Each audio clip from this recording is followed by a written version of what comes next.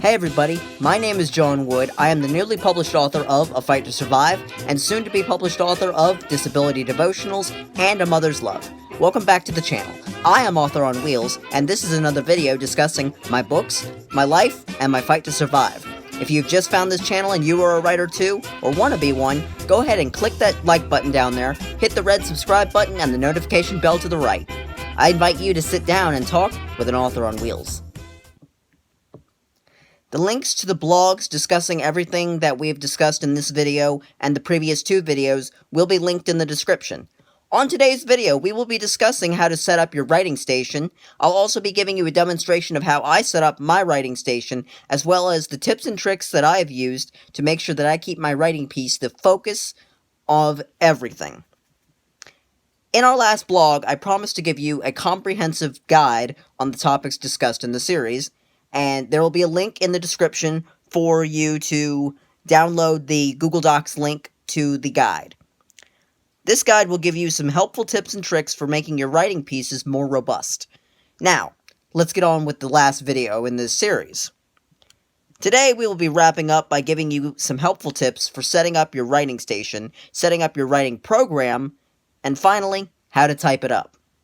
I'm purposely skipping the pencil and paper method in this series. If you want a series on that, drop a note in the comments.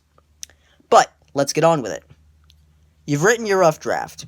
You've played golf with it, and you've obliterated it with your KitchenAid blender.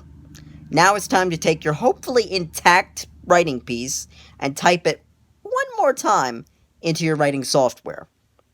This is where I'm bringing in tips from the previous two portions of the series. After you've gotten your writing piece perfect on paper, now it's time to work your fingers to the point of bleeding, typing your final draft on the computer. Here's where I'm going to blend several previous tips for you guys, so listen up. Tip number 1.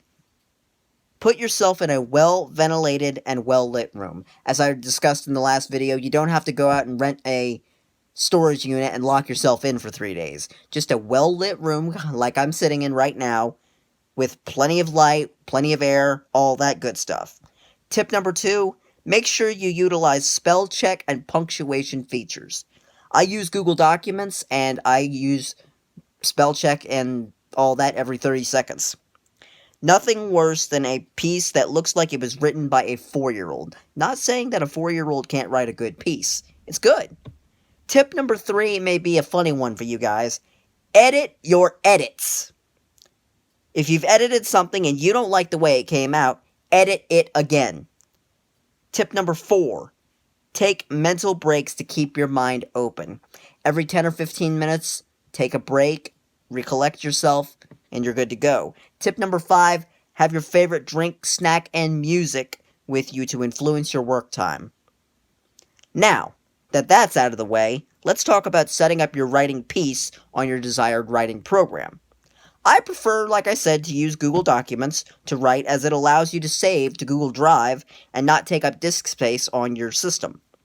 On Google Documents, I have a system for every piece I write. I prefer to work with a clear, well-scripted font such as Liber Baskerville or Georgia, or most times I'll even use Times New Roman. Most writers say to use a 12-point font regardless of the length of your piece. I find that with the amount of stuff that I write sometimes, I like to see bigger pieces of a certain section. In that case, I'll bump my size down to 11.5, 11, or very rarely do I use a 10.5 or a 10. It's not recommended, but if you want to cut down on further editing and eye strain, use an 11, 11.5, or a 12 size font. It's the best.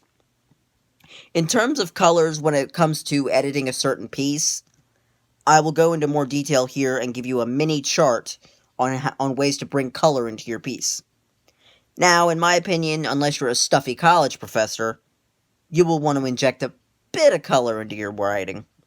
Maybe you want to enhance a certain feeling or a certain situation that is featured in your piece. Well, below, I will be giving you a chart to use for ways to inject character into your writing pieces. There will be another guide available on our website on color choice in your writing. I'll put that down in the description if I can find it. Say you want to enhance a character who's predominantly angry. You might choose a shade of red. or have a character who is predominantly sad, use a shade of blue, or your character is predominantly jovial, use a golden yellow.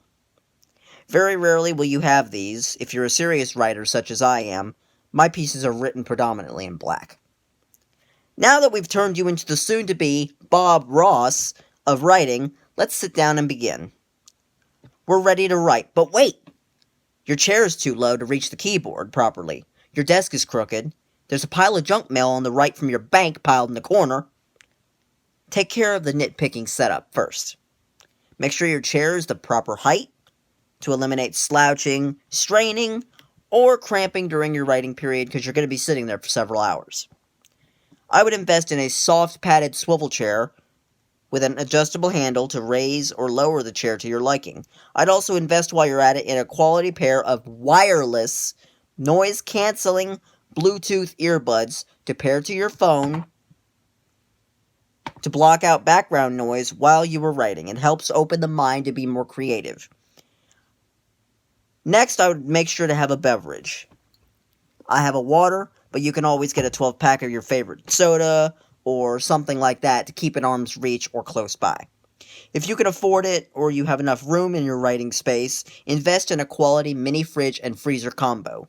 This is not a sponsor, but New Air makes a quality beverage fridge, perfect for storing a 12-pack of soda or water or other beverages you choose. If possible, also have a plethora of small snacks. I always keep raisins or something near me. You may not have time to whip up a turkey dinner with all the trimmings.